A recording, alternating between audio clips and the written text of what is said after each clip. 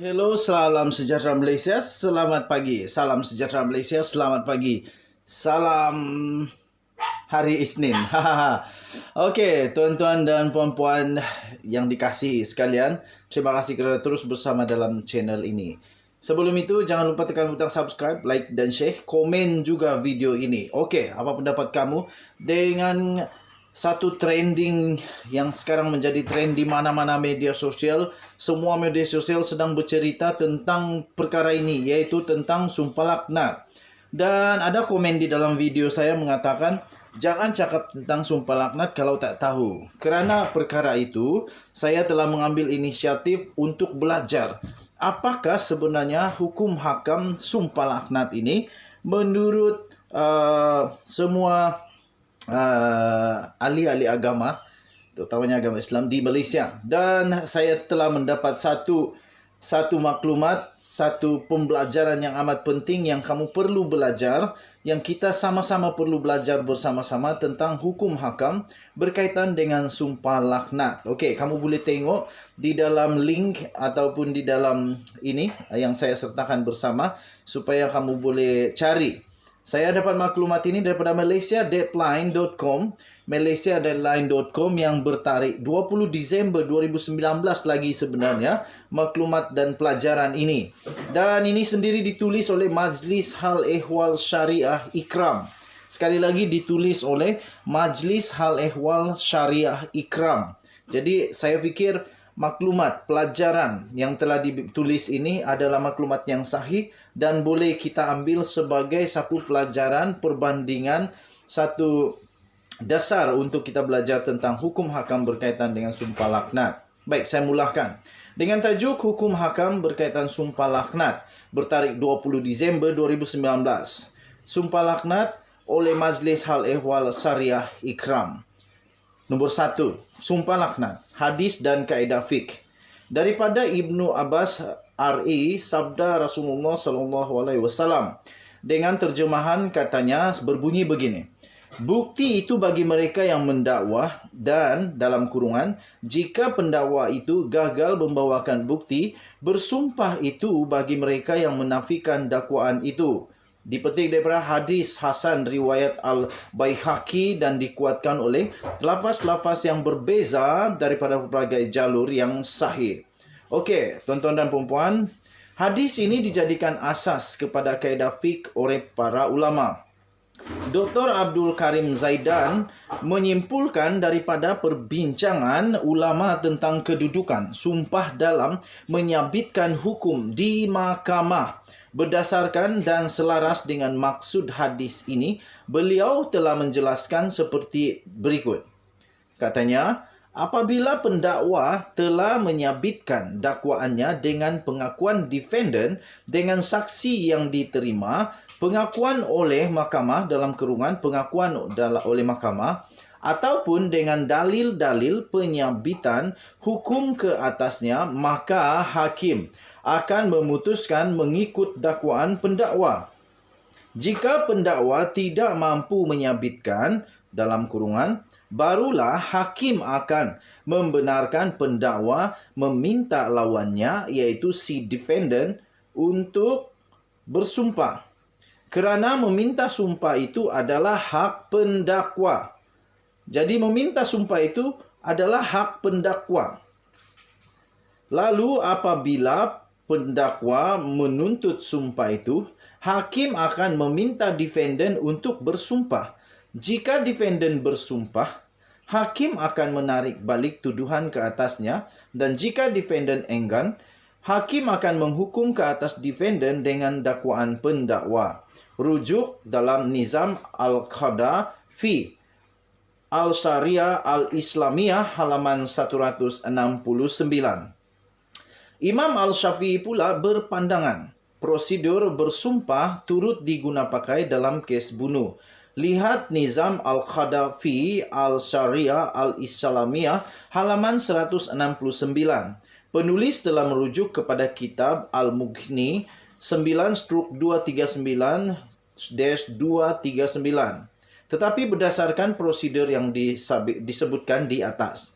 Dalam konteks ini, Akuan bersumpah itu tidak akan mengatasi nilai bahan bukti dan keterangan saksi dalam mahkamah. Sekali lagi, dalam konteks ini, akuan bersumpah itu tidak akan mengatasi nilai bahan bukti dan keterangan saksi dalam mahkamah. Sebaliknya, ia hanya terpakai jika hakim menetapkan bukti atau saksi dikira tiada ataupun tidak mencukupi. Berdasarkan pandangan ini, dapat disimpulkan bahawa bagi kes di mana bukti sudah ada dan diterima oleh mahkamah, maka sumpah itu tidak akan terpakai lagi.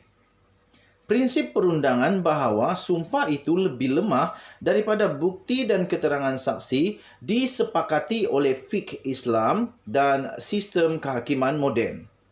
B. Hadis ini bermaksud yang bukti itu lebih diutamakan daripada sumpah. Saya ulang sekali lagi. Hadis ini bermaksud yang bukti itu lebih diutamakan daripada sumpah. Daripada bahagian fiqh kehakiman, hanya hudud zina dalam masalah lian antara suami isteri yang mengutamakan dalam kurungan membolehkan membenarkan sumpah dalam kurungan sekiranya tiada saksi atau bukti daripada kewujudan bukti berkaitan dengan hal ehwal dalaman rumah tangga serta perceraian. C. Sumpah yang dimaksudkan oleh Imam Al-Syafi'i dan Dr. Abdul Karim Zaidan merujuk kepada sumpah yang dilakukan atas perintah hakim. Sekali lagi, sumpah yang dimaksudkan oleh Imam Al-Syafi'i dan Dr. Abdul Karim Zaidan adalah merujuk kepada sumpah yang dilakukan atas perintah hakim dalam mahkamah atau majlis perbicaraan, bukan sumpah yang dilakukan sendiri di luar mahkamah. Nombor 2. Mahkamah dan prosedur akuan sumpah. Mahkamah mempunyai prosedur akuan bersumpah bagi setiap pihak yang memberi keterangan. Maka, meskipun tidak dibuat di masjid, setiap pihak terlibat sama ada daripada pihak pendakwah, pembela atau saksi akan ditimpa dosa dan laknat daripada sumpahnya jika dia berdusta dalam mahkamah. Dalam sebuah hadis disebutkan dengan terjemahan daripada Abdullah bin Amr, beliau berkata, seorang Arab Badui datang kepada Nabi lalu berkata, "Wahai Rasulullah, apakah dosa-dosa besar itu?" Baginda menjawab, "Isyrak," yaitu dalam kurungan menyekutukan sesuatu dengan Allah. Beliau bertanya lagi, "Kemudian apa?" Baginda menjawab, "Kemudian durhaka kepada dua orang tua." Dia bertanya lagi, "Kemudian apa?" Baginda menjawab, "Sumpah yang menjerumuskan," dalam kurungan, sumpah yang dusta untuk kezaliman. Hadis riwayat Al-Bukhari nombor 6255. Nombor 3. Risiko bersumpah di luar mahkamah. Tindakan bersumpah di luar mahkamah adalah berisiko kerana ia membuka ruang helah di mana seseorang itu menggunakan teksnya sendiri yang mungkin berbeza daripada perkara yang dituduhkan kepadanya. Tetapi orang menyangka ia adalah perkara yang dituduhkan. Pihak yang menggunakan hela ini menyangka perkara yang disumpahkan itu melepaskan dirinya daripada dosa. Namun, tindakan hela dalam bab yang menzalimi hak orang lain ataupun membolehkan seseorang itu lari daripada hukuman adil itu, dosanya sama dengan pembohongan, apatah lagi disertai dengan sumpah. Berdasarkan prinsip Al-Quran, Al-Sunnah, Masyadak syarak mengharamkan dan membatalkan segala hela untuk membuat dosa. Dalam kurungan, rujuk perbincangan panjang lebar Al-Satibi dalam Al-Muwafaqat dan Ibnu Qayyim dalam Ilam Al-Muwakin dan Inghatasha Al-Lihfan tentang pembatalan hela. Menurut dimensi perundangan pula, sumpah yang dilakukan sendiri di luar mahkamah ini tidak akan mengubah apa-apa keputusan dan perjalanan perbicaraan di mahkamah. Manakala menurut dimensi hukum hakam, implikasi dosa dan pahala, sumpah yang dilakukan di luar mahkamah itu tetap terpakai. Nomor 4, kesimpulan. Jika yang bersumpah itu berdusta, maka dia mendapat dosa yang akan ditambah kepada sumpah yang dilafazkannya dalam mahkamah.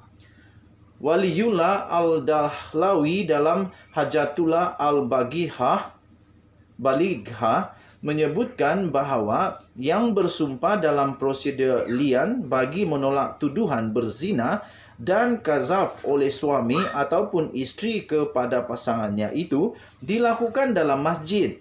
Kerana berdusta dalam masjid itu dosanya lebih berat, terutamanya jika hal itu dilakukan di sekitar mimbar.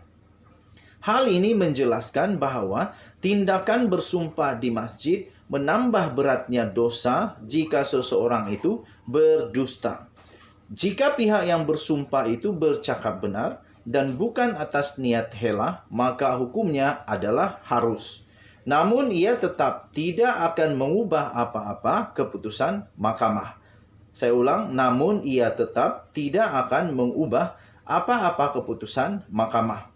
Perbuatan ini juga boleh dikira memberi kesan kepada kewibawaan mahkamah ataupun dikira sebagai mencabar mahkamah sekiranya perbicaraan masih sedang dijalankan.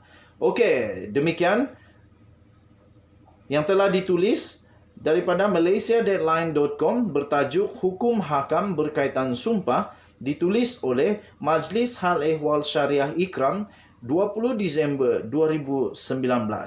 Berikan komen anda. Kita jumpa lagi pada video-video yang akan datang. Malaysia kita punya. Cintai Malaysiaku, kita jumpa lagi. Bye-bye. Selamat petang.